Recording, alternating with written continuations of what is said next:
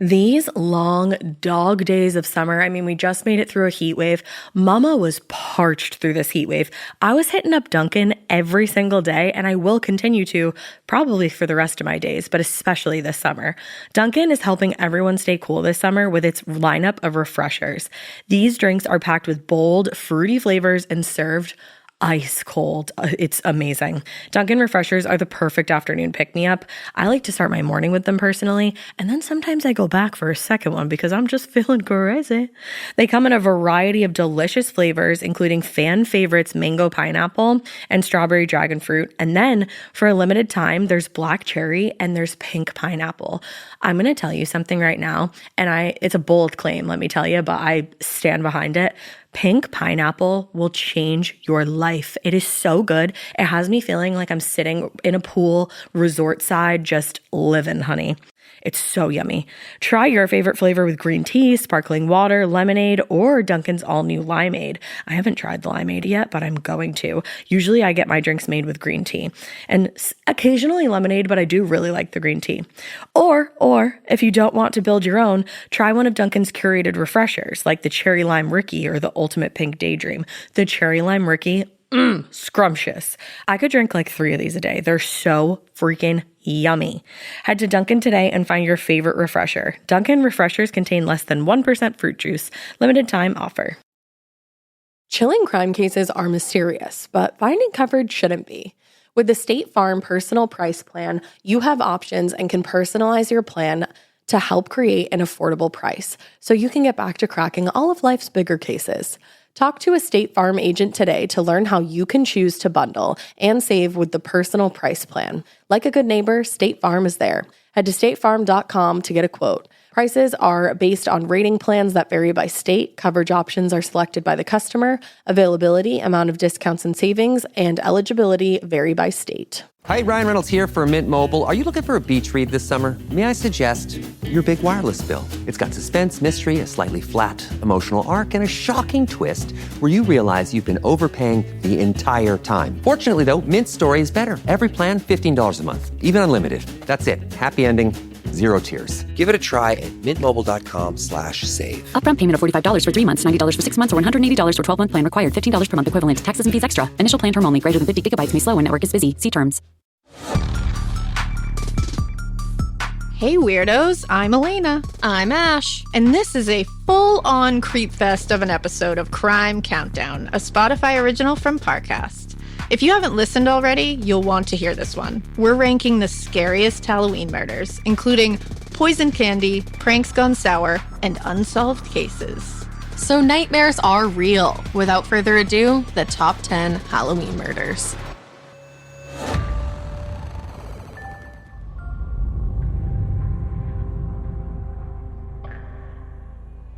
There is an urban legend about Halloween. A local neighborhood had a decorating contest, and the scariest house went all out. Spiderwebs, rotting pumpkins, even a fake corpse hanging from their tree. But the week after Halloween, the winning house didn't take their decorations down. Nor the week after, or the week after that. When the HOA called the cops, they revealed a sickening truth. The corpse wasn't a decoration. The homeowner had hung himself. The legend speaks to the idea that Halloween, for all its horror, provides a sense of safety. Because everything is scary, nothing is scary. So when a crime does occur on Halloween, that makes it all the worse, because we aren't expecting it. Today we're covering the top 10 Halloween murders, the true crimes and real horror in the sea of fake blood and candy gore.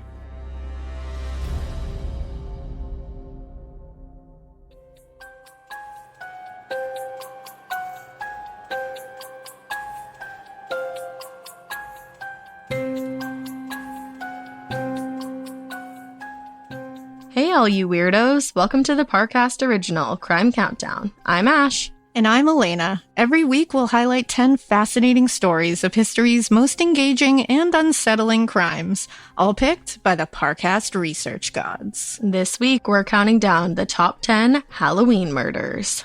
Okay, first things first. What's your favorite Halloween costume? I was like, what is first? Get down to business. I I was a dead bride for like 3 years in a row when I was younger. You were. I kind of wonder what that says about me now. I guess we'll find out. I don't know. What's yours? Well, when I was younger, like before you were born, when I was younger, I was a mad scientist a lot, which like is pretty on brand. It's just what you are now. But my favorite costume was a Jack the Ripper victim, and John was Jack the Ripper. It's how I knew he was the one. I remember you getting ready for that with that like latex stuff on your face, and I was like, what is she doing? Oh yeah, I went hard with the spirit gum. You did. I went full for it. I love it. I never really got into like any Halloween mischief other than just trick-or-treating, but I did trick-or-treat until my sophomore year of high school. Yes, you did. I remember that. I was like, you're not going to get anything. And then you'd return with like a pillowcase full of stuff. But a lot of people sophomore year were like, you're far too old for this. Yeah, they were like, you cannot. No, I'm not. I mean, the only real mischief I got into was one year we stole some pumpkins, carved them, and then replaced them. I love what a wholesome crime that is. So It's very, wholesome. very wholesome of you. My mischief. Like, let me help you with that. Let me help you decorate. Well, what's not so wholesome is what we're covering today. Alaina has 5 Halloween murders, and so do I, but we don't know who will tap out first. Let's start the countdown.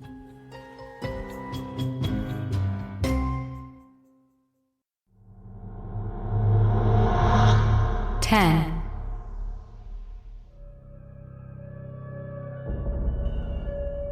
I'll get us started with number 10 on the countdown, the cold case of James Adamski.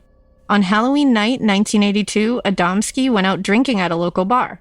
He left the bar with a lady friend, but they split up on the walk home.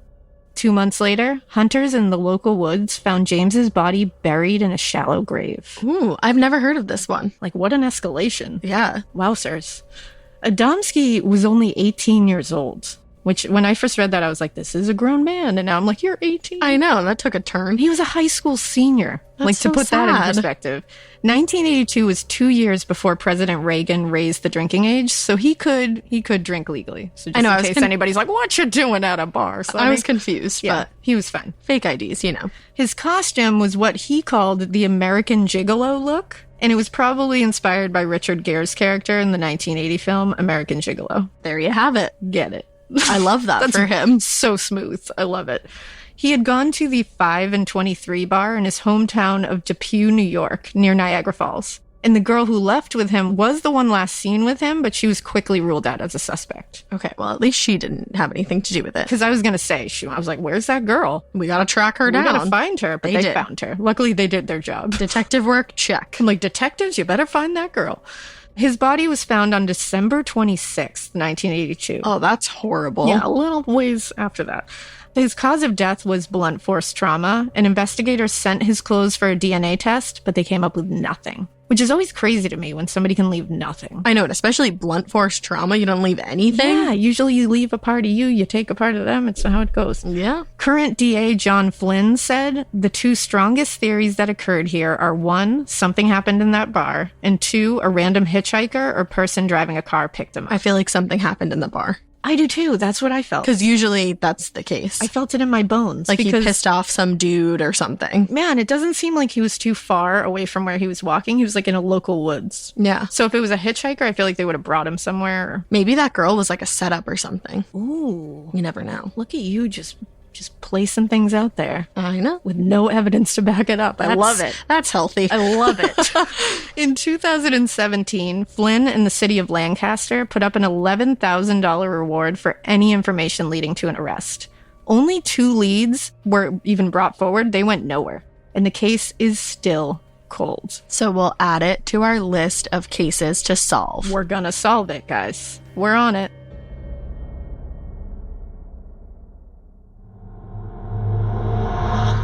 Nine, Number 9 is the 2011 murder of Taylor Van Diest, another teenager who just wanted to have fun on Halloween. Taylor dressed up as a zombie and went out to meet a friend.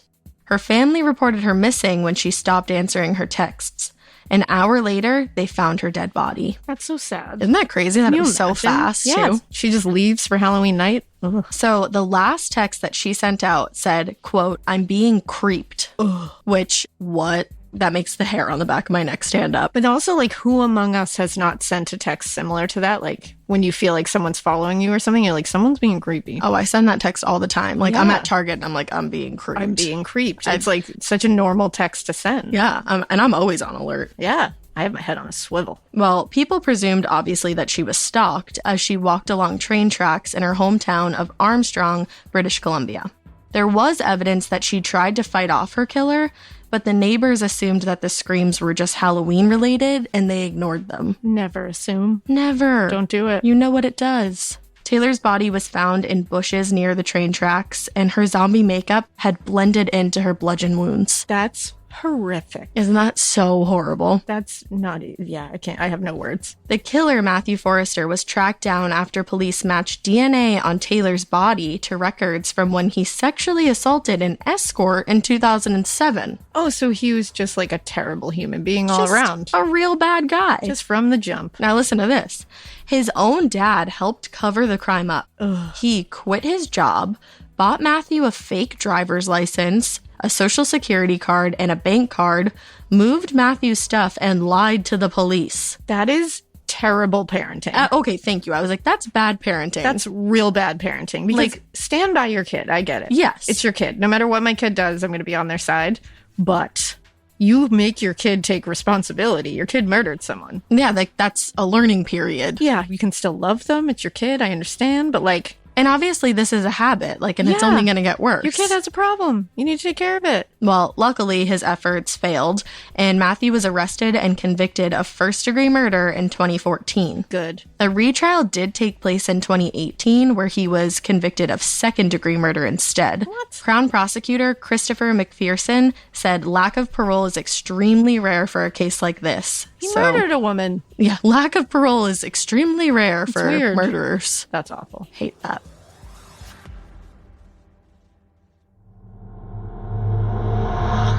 Eight. Number 8 on our list of Halloween murders is the 1998 slaying of Carl Jackson. Halloween is known for harmless pranks, but some pranks can turn fatal. After Carl Jackson confronted a teenage boy who'd egged his car, he figured the night was over, and he drove off. But the angry teen wasn't done. He chased Carl down and shot him in the head. Oh my god. Like, what? Like, you should expect a little prank on Halloween. Well, it's like, what are you doing? You egged his car. So these kind of reactions to little pranks and people being angry about little pranks is not very uncommon, weirdly enough. Really? Since 1984, at least 24 people have been seriously wounded or killed in violence sparked by egg throwing. Wow. Yeah, egging cars is vandalism, so it's a crime in and of itself. I think eggs can really mess with the paint on your car, too, so I guess that makes people real mad. It's like throwing an egg at someone, because it is like, it doesn't hurt, but it's like, it's got that sound it makes, and If it's gloopy. from far enough, I feel like it would. And it's gloopy, it causes gross, like, it's just a nasty thing to do. You know what I'm picturing, don't you? Never been kissed, Yes. of course. When she gets egged in the Yes. face and he calls her a loser. The worst scene in any movie. It gives me that lump in my throat. It does. It makes me want to cry. Go watch it. It's really terrible. It'll ruin your life. In all 24 cases of this, a group of boys threw the eggs and the target confronted them. And then violence ensued. This is just like Carl Jackson. That's crazy. 24 cases just all the same like that. Yeah, it's crazy. He was just 21 years old and he saw Halloween as dangerous. So he was not super into Halloween. But he had agreed to go out with his girlfriend to pick up her 9-year-old from a party in the Bronx. So he was just doing his girlfriend a solid. I know. Like, that's terrible. It took his family 2 years to even discuss this incident. They couldn't even talk about it. Well, yeah. They were devastated. 17-year-old Curtis Sterling was charged with second-degree murder and criminal possession of a weapon and was convicted and served 20 years for the crime. I feel like 20 years is not even enough. Yeah, that's for not murder. For shooting someone in the head over, Right. like, that's crazy. Over a prank. Well, every Halloween, Carl's mother, the victim's mother, sends Curtis a Halloween card reading, "I'm glad you're still here." Oh my god. What a woman. What a lady.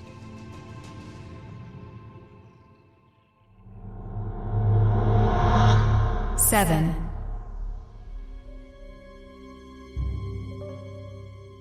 Up next, the controversial shooting of Yoshi Hattori. Shortly before Halloween 1992, 2 teens accidentally knocked on the door of the wrong house for a party. The simple misunderstanding escalated when the homeowner pulled out his gun and shot one of them. That is not a proportionate response. Not at all. Webb Haymaker was friends with Yoshi and wanted to bring the Japanese exchange student to a Halloween party. And Yoshi was living as an exchange student, like I said, in Baton Rouge, Louisiana for 2 months now. And he was like super excited to go to this party. Oh, that makes me so sad. I know. Everyone that knew Yoshi considered him like a free spirit, a good time. He dressed up like John Travolta from Saturday Night Fever. Yes. Incredible. Yes. I almost just said Saturday Night Live. Saturday Night Live, you know John Yeah. Travolta. And Webb dressed as an accident victim. Ooh. I know. Weird. Imagine when people ask you what you are and you're like, I'm an accident victim. Well, then a really bad accident I'd be happens. like, weird. Don't like that. Weird choice. Rodney Pierce aimed his gun at Yoshi, who thought it was just a Halloween prop, and ran toward the house. But it was too late. He'd already been shot. In court, Rodney used the castle doctrine, essentially the stand your ground law, Yes. and he was found not guilty. But they weren't like threatening him, were they? Sounds like they just knocked on the door. Like you're standing your ground because they knocked on your door accidentally? Doesn't make any sense to me. Not cool. Obviously, much controversy ensued. The Hattoris visited the U.S. to promote gun control legislation. Handguns are actually illegal in Japan, so this was obviously like earth-shattering to them. I didn't know that. I didn't know that either until this. President Clinton signed the Brady Handgun Violence Prevention Act a few weeks later. So at least something good came out of it. Came out of it. Still so sad. Yeah.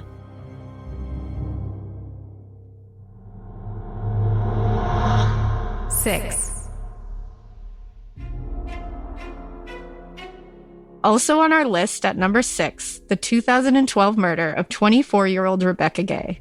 Early Halloween morning, Rebecca was asleep in her home when her neighbor broke in and killed her. What? Even worse, this neighbor was both her church's pastor and her mother's fiance. I'm gonna need to know a lot more. You sure are. And you know what? I wonder if they picked this for me for a reason. The killer's name was John White. Stop! Which is my husband's legit name. It's stressing me out a little bit. John? He previously served time for assault and manslaughter, but then he became a pastor in Michigan, and everybody was like, you know what? We want to see you turn your life around. And it sounds like he did for like maybe a minute. Maybe like a hot minute. Hot second. Just a hot second. The congregation was aware of White's criminal past when he joined, and he delivered Sunday sermons for 3 years, and then he got engaged to the victim's mother. Okay. He had fantasized about this crime for at least 2 full weeks while watching, ready? No. Necrophilia porn. Ew. He drank 4 beers, broke in, and he had a mallet and zip ties. A mallet? I shouldn't be surprised that that is a thing, like necrophilia porn, but here I am. No, surprised. that's disgusting. Hello, my name is Surprised. Ew. Yeah. White dressed Rebecca. This part, I like. Okay. What? This made me transcend What? into another place. White dressed Rebecca's 3-year-old son in his Halloween costume and dropped the boy off with his dad. What? His dad wasn't surprised by this because White had often babysat. Well, because it was like his step-grandpa. I hate every single thing about that. So he murdered his mother And then dressed him. in a little 3-year-old, like a little chubby Like you 3-year-old. took away his mom and then got him ready for Dressed Halloween. him up in a Halloween costume, like some adorable 3-year-old Halloween costume, and then just brings him to his dad's house. That adds a level of horror. Yeah, that shook me a little bit. So the sheriff didn't sense any remorse from White. He said he basically just regretted that his congregation was going to find out, so he was embarrassed more How than about anything. his girlfriend? No, didn't care. Or how about the fact that you just murdered somebody? No, he was like, I'm a pastor. I'm really embarrassed about this. Yikes. Well, luckily, he was given a life sentence, but he died by suicide after hanging himself in his cell in 2013. I always hate that. I'm like, no, you need to like hang out for your Yeah. sentence. Like, John White needed to rot, and it's really weird for me to say that. that is weird.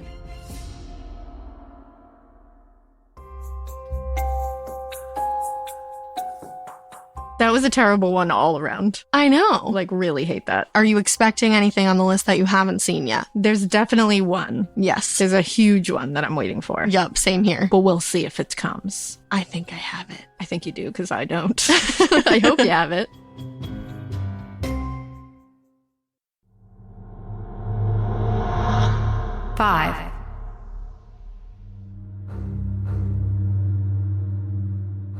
All right, let's jump back in with number 5 on our list of Halloween murders. Number 5 would be the triple homicide of the Liskey family. In 2010, 16-year-old Devin Griffin came home from church to find his mother, brother, and stepfather all still in bed, covered in blood. Ugh. At first, it seemed like a prank, but then Devin realized it was all too real. His stepbrother had murdered their family. My goodness. So Devin's brother was bludgeoned with a hammer, his stepdad shot in the head, and his mother was shot and also sexually assaulted. Oh my God. I know. That's like a terrible buffet of murder methods and weapons and... Everything. And he just Why came home so from many? church. Like, that's so sad. Ugh. Devin called his aunt, who then called 911, and the search was on for the missing stepbrother, 24-year-old BJ Liskey. Devin last saw BJ earlier that morning when he stopped by. Devin spent the weekend with his dad, but he wanted to stop home to change for church. And as he changed to head out, Devin didn't realize that his entire family was already dead. Oh, So he was there? Yes. Oh. It took only a few hours, luckily, for police to arrest BJ. He was found hiding out at the family cabin. Cool. Like, really, of all... I mean, I'm family glad cabin. that you were dumb enough to go there, but of all Really? getaway places... Yeah, come on. BJ actually had a history of violence and mental health conditions. He had previously attacked and attempted to sexually assault his stepmom, who was Devin's mom. Ooh. BJ had been drinking with his dad, who was Devin's stepdad, the night before, and maybe the alcohol aggravated his poor mental health, people think. It's possible. In court, BJ could not explain why he murdered his family. He claimed he loved his father.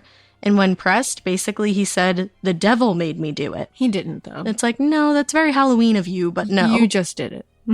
BJ committed suicide while serving 3 life sentences with no chance of parole. Stop giving us cases where these jerks get to do it before They have to pay for what they did. they get out of the equation prematurely, and it makes me angry. It's not fair.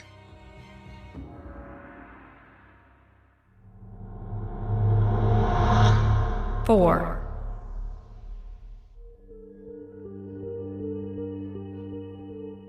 Landing at number 4 this week is the 1975 murder of Martha Moxley. She went out to Greenwich's local Mischief Night, which is an evening of teenage revelry before Halloween, but she never came home. On Halloween morning, her body was found beaten with a golf club. Oh, God, that's gruesome. But you know what? Another New England murder. Oh, yeah. New England. We're not proud. We're horrible. No. So this tragic case really turned controversial because first, it was the first murder in Greenwich in 30 years. Yeah, so that's a long time to go without a murder. Yeah, that's And then to huge. have this one be the first in 30 years. Yeah, it's like a massive one because it has to do with RFK's nephews, Tom and Michael Skakel, who were the main suspects. Oh. Mm-hmm. And these 2 guys could afford the top lawyers, obviously. They're Of Kennedys. course. We love a Kennedy scandal, especially in Massachusetts. It's a New England vibe. And it is. This is in Massachusetts, but we love it here. They were allegedly rivals for Martha's affection. And there was like all these tales about like she liked this one, she didn't like this one. Martha was last seen kissing Tommy. And the theory that everyone goes with is that Michael killed her out of pure jealousy. That's ridiculous. Just find a different girlfriend. Exactly. I'm like, that's a bad idea. No Right. one wins there. So the golf club was a murder weapon and it belonged to the Skakel family. Okay, so there's the smoking golf club. I mean, let's just go with it. There was another main suspect, and it was Skakel's new-in-town live-in tutor, Kenneth Littleton. Which is like new in town, live-in New guy tutor. to town. He's the new guy. He's here to teach you stuff. And maybe kill ya. murder people. Tom Skakel and Kenneth Littleton, they had the same alibi. They said they were at home watching The French Connection on TV. Okay. I looked it up because I didn't know. It's a movie, and it stars Gene Hackman, and it was directed by William Friedkin, who directed The Exorcist. Oh. Fun little fact. That's cool, because I was going to ask you what that was all about. See, we're bringing horror back into this because this is horror all around. Michael was charged as a juvenile in 2000, and he was convicted in 2002, released in 2013, and then his conviction was vacated in 2018. And now there's a new trial pending. Whoa, that was a whirlwind and a half. This case is insane. It was like first, but wait, and there's more, and this, and that. But don't sit down because there's more. Whoa. Well, this is my favorite part. Michael Skakel changed his story. He was not learning French. No. First, he said he was watching TV with a friend, and then he was like, oh, no. I remember now. I was actually just masturbating in a tree outside Martha's window while watching her undress. But I don't see how that's relevant. Even if that's what you were doing, like, you don't think that implicates you then further? Like, bro, what? He's just like, oh, my bad. I was jacking it in a tree. Ew. Wow, that was gruesome Like, in so many wowzers. different levels. Hate that.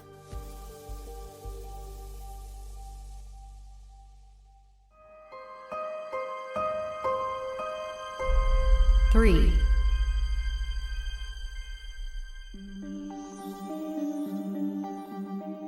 Number 3 on our list of Halloween murders, the 1957 trick-or-treat murder. Peter Fabiano answered his doorbell on Halloween night thinking it was just a trick-or-treater. Instead, he was shot in the chest on orders of his wife's ex-lover. Ex-lover. I did this for a live show. You did. I knew it was familiar. Familia. So Peter and his wife Betty had just reunited in their Sun Valley, California home after a trial separation. During the separation, Betty lived with Joan Rebel, and the two allegedly became lovers. Lovers. They loved each other. They did. So Peter and Betty reunited on one condition, that Betty would cut Joan out of her life. Uh-oh. Well, that left Joan scorned, and so she plotted revenge with her friend Goldine Pizer. That's the only thing to do when Duh. you're scorned. Joan and Goldine were both closeted divorcees. How is one a closeted divorcee? I think they were like closeted lesbian divorcees. Oh, okay. I was like, wait, you were closeted about being divorced? Yes, Like, I was like, that's weird. They That's kept strange. it very hush-hush Like, about the it's divorce. okay. Well, per Vice, Joan seduced Goldine.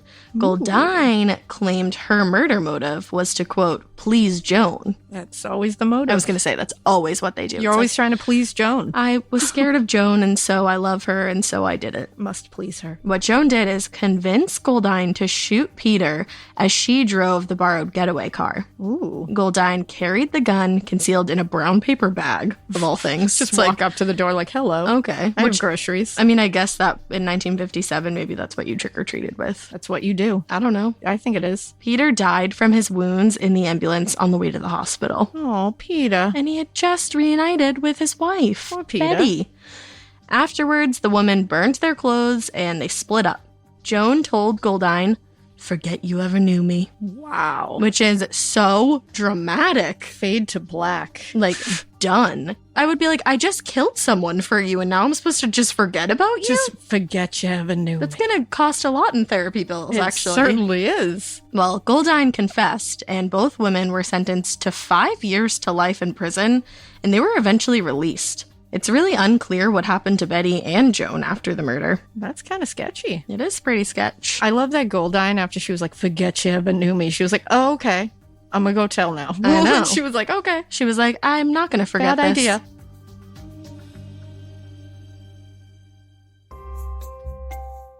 So far, this is awesome. I didn't know a couple of these Halloween murders. I was excited to do the trick-or-treat one again. Yeah, look at that. Because when I saw that, I was like, ooh, live show. Yes. My next one is horrific in every way, and I totally forgot it existed, and now I know it, and now you're all going to need to know it too. Wow. So get ready. Okay, let's do it. Excitement.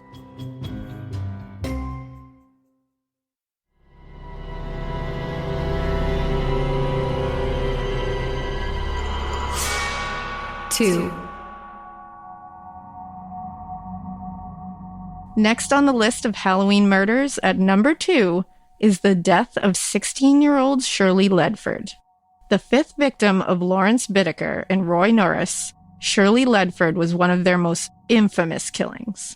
On Halloween 1979, the serial killer duo plotted her murder specifically to make newspaper headlines. I know this. This is by far the worst thing you will ever hear. Yep, in your whole life. Yep, pretty much. So these two were known as the toolbox killers. Bittaker and Norris used creative, aka real sick, methods to torture and kill their victims. They often used tools like pliers and hammers, like wire, and like things you find in a toolbox. Shoved things in people's ears. Yeah, it's no good. Oh. The first 4 victims received kind of little press, which is insane, and this aggravated Bittaker.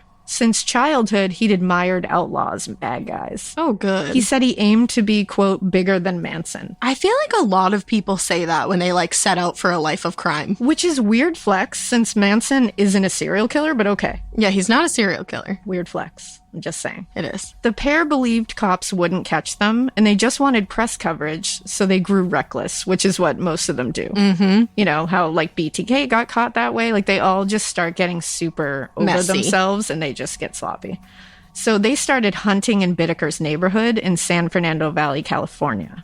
Bad idea. I was going to say, that's just stupid. They were driving around a big white van that they nicknamed Murder Mac. That's dumb. They had outfitted and renovated this thing with everything they needed to kill and detain women. Oh, God. It was totally outfitted just for that. And they picked up a hitchhiking teen. This teen was a waitress named Shirley. Now, Bittaker actually recognized her from a restaurant where she worked. They had literally interacted several times. Shirley got in this van because she knew him. Right. She was like, oh, like, this guy's fine. Like, they had talked. They had been friendly. Oh, and then what man. happens is beyond.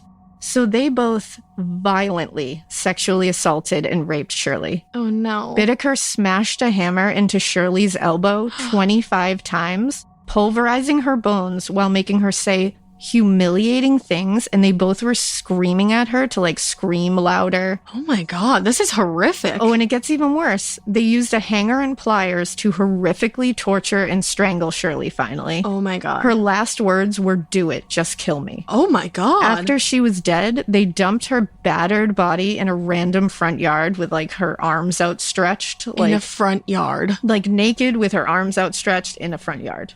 Now, Norris had tape recorded all of this. That's so messed up. There's a transcript, and I do not recommend reading it, but, like, Have you read it? now you will. Yes. Why do you always read the transcripts? And you know what? I'm sorry for that, because a lot of you are going to go read it, and it's going to ruin your lives. It's like the toy box killer. Yep, sure is. But later, it was played as evidence, and some people fled the courtroom in tears. Obviously. Here, I can't imagine hearing it. No. That's a whole new level. No way. The FBI has the tape, and they use it to desensitize their agents. I feel like that just creates, That's like, how bad issues. that is, though. Yeah. Like, they play that because it's so bad that it can desensitize FBI agents. I feel like that would desensitize you, like, beyond repair, though. Well, you're going to come across really Right. bad things. You need to Obviously. be able to handle it. So hearing this, The worst of the I mean, worst. there's nothing worse than this. There really isn't. Oh, man. So the press swarmed the quiet neighborhood, and the killers got the PR that they wanted, and they were finally arrested late that November. At least they were, like, put to a stop. Ugh.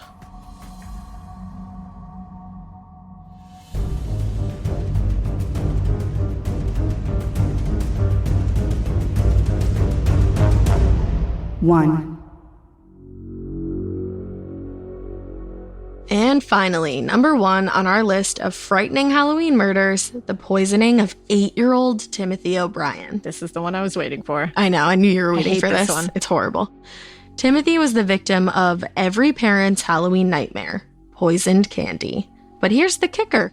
Timothy's own father poisoned the candy that killed him. I hate this case so much. This case is so horrible. So, while trick-or-treating in Pasadena, Texas in 1974, Timothy's dad, Ronald O'Brien, just vanished. And then all of a sudden he reappeared again and presented his 2 kids and their 3 friends with giant pixie sticks. Timothy ate his and complained that it tasted bitter, and then he began convulsing and vomiting. He had died within an hour before they were able to even reach the hospital. Ugh. 8 years old. Oh, that's so awful. His autopsy revealed that the candy was laced with potassium cyanide. None of the other children ate theirs, but tests revealed that the candy contained cyanide as well. So he would have murdered 5 kids. 5 kids, and 3 of them weren't even his own. Jesus. But, I mean, either way, it's messed up, yeah, but you know what it's I like, mean? oh my God. The pixie sticks were stapled, so it was clear someone had tampered with them. Ronald claimed they were from a house that hadn't answered the door at first. Why would why would you let your kids eat stapled candy? Like, you're claiming, like, yeah, it was stapled. Weird. Yeah, so weird, huh? No, Like, you I would just- never let your kids eat that. No, I don't even let my kids eat candy we get from Halloween. I just buy other candy. that's true. I saw you do that. It, like, defeats the purpose, I'm weird. but you are weird. At 9 a.m. the next morning, Ronald called about a life insurance policy payout. He had taken out $10,000 per child that previous January. Not weird at all. Like, $10,000 on your children? And why? Makes sense that the money was the motive because he was over $100,000 in debt. There's other ways. Just get a job or do anything else. Anything. Literally anything else. A search of O'Brien's house found scissors with pixie stick residue. Hello, proof. Hello. Ronald had poisoned the candy. Another suspicious thing is that Ronald wrote a song about Timothy joining Jesus in heaven, and he grew agitated when his family wouldn't watch him perform on TV. I hate that. What? I don't want to watch you sing about that. I hate that so much. He was found guilty of 1 murder and 4 attempted murders. He was given the death penalty and executed 10 years later in March of 1984. Honestly, I stand totally in the gray area of the death penalty, but I would have wanted to administer the injection on this dude personally. 100%. Given the chance. He's evil. Yep, that's somebody that would just be straight up. You were willing to not just kill your own kids, which is bad enough. Kill other people's kids. And brutally kill your kids. Potassium cyanide poisoning, you heard it. He was convulsing and vomiting. That's horrific. And supposedly you were doing it for money, but it's why were you? I guess he was doing it to the other kids as a cover, I think. Right. Just to make it they candy. were all poisoned. Right. That is messed up.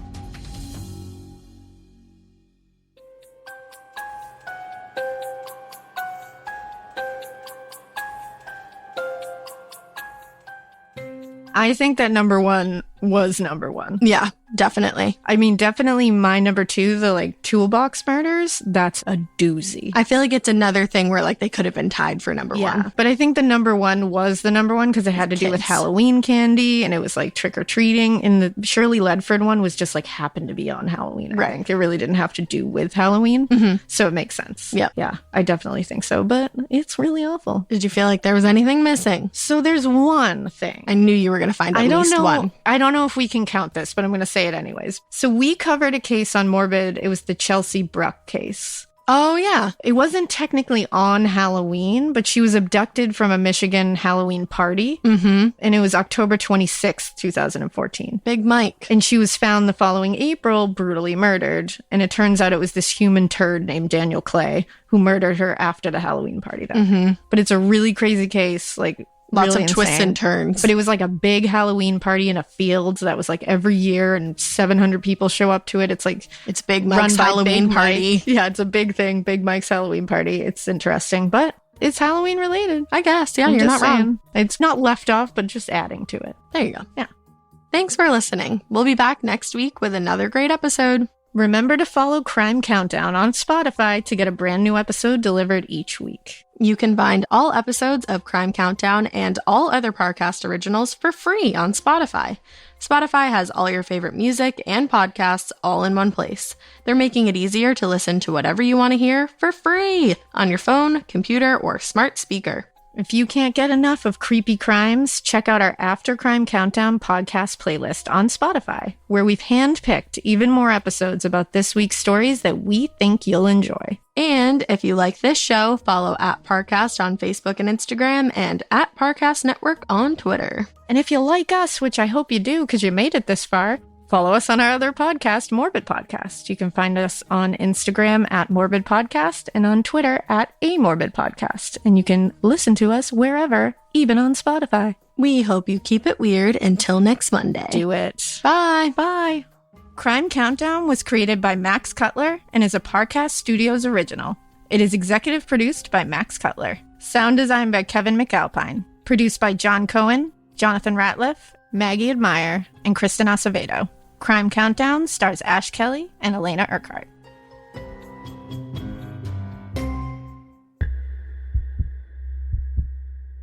Enjoy that episode? We have so many top 10 rankings for you to binge right now. Follow Crime Countdown free on Spotify or wherever you listen to podcasts.